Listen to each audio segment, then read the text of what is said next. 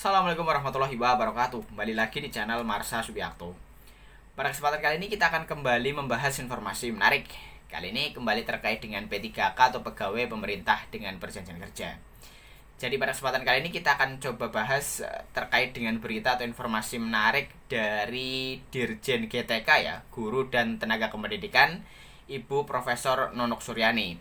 Jadi beliau, Dirjen GTK ini menyampaikan bahwa sesudah menjadi ASN P3K itu bukan menjadi zona nyaman gitu ya.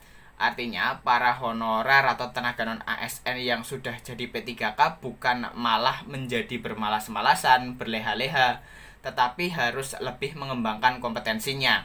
Sehingga tidak ada alasan dari pemerintah daerah maupun pemerintah pusat atau instansi untuk tidak memperpanjang kontrak para P3K.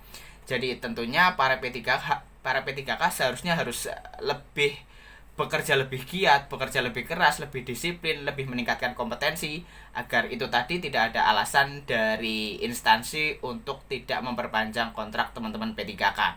Jadi itulah pesan dari Dirjen GTK Ibu Profesor Nunuk Suryani kepada para P3K. Dan untuk lebih jelasnya kali ini kita akan coba lihat beritanya. Langsung saja, bagi yang penasaran, simak terus. Oke, bismillahirrahmanirrahim. Langsung saja kita mulai. Jadi inilah berita atau informasi berkaitan dengan pernyataan atau saran atau nasihat ya dari Dirjen Nunuk bahwa ASN P3K bukan zona nyaman.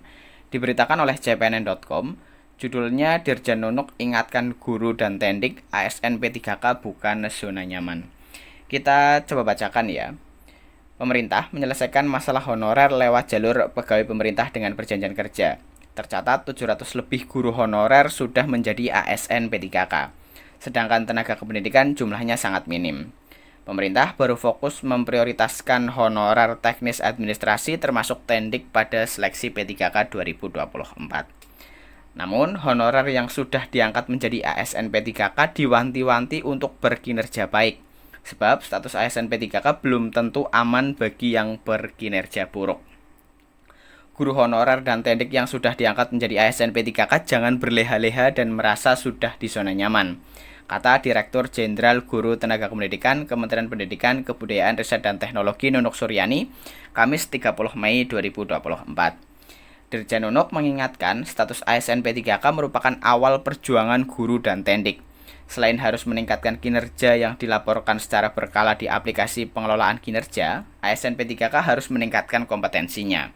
Jangan sampai kompetensinya biasa-biasa saja, sehingga ada alasan dari pemerintah daerah sebagai pemberi kerja untuk tidak memperpanjang kontrak kerja. Jangan malas belajar, tingkatkan terus kompetensinya. Guru harus belajar terus dan mengikuti kebutuhan zaman, tegasnya. Lebih lanjut, dikatakan Kemendikbudristek melalui Direktorat Jenderal Guru dan Tenaga Kependidikan telah membuka program pengembangan kompetensi guru pendidikan jasmani, olahraga, dan kesehatan atau PKG PJOK tahun 2024. Program ini secara resmi dibuka pada 28 Mei 2024. PKG PJOK adalah program pengembangan kompetensi berkelanjutan bagi guru pengampu mata pelajaran PJOK melalui pelatihan, pendampingan, dan kegiatan kolektif guru. Program ini merupakan solusi pengembangan kompetensi dan ruang belajar bersama untuk meningkatkan kapasitas sebagai pemimpin pembelajaran. Dirjen Nunuk menjelaskan tujuan program ini adalah untuk menciptakan pembelajaran PJOK yang berpusat pada murid secara bermakna.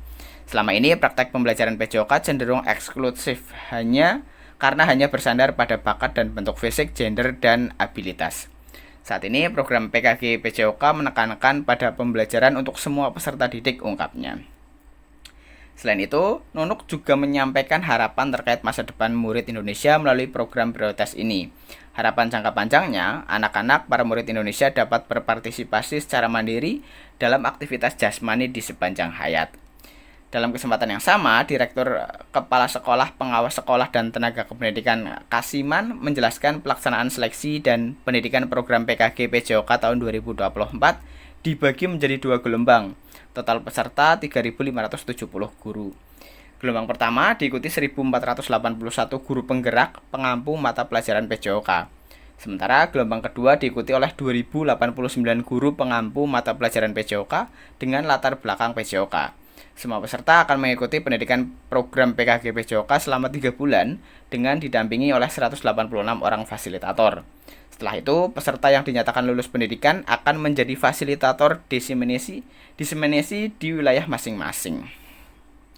Jadi mungkin itu ya berita atau informasi terkait dengan saran atau nasihat dari Dirjen Guru dan Tenaga Kependidikan Ibu Profesor Nunuk Suryani, bahwa setelah menjadi P3K itu bukan malah berleha-leha, bukan malah bermalas-malasan, tetapi harus meningkatkan kompetensi, meningkatkan disiplin agar kontrak kerjanya bisa terus diperpanjang oleh instansi.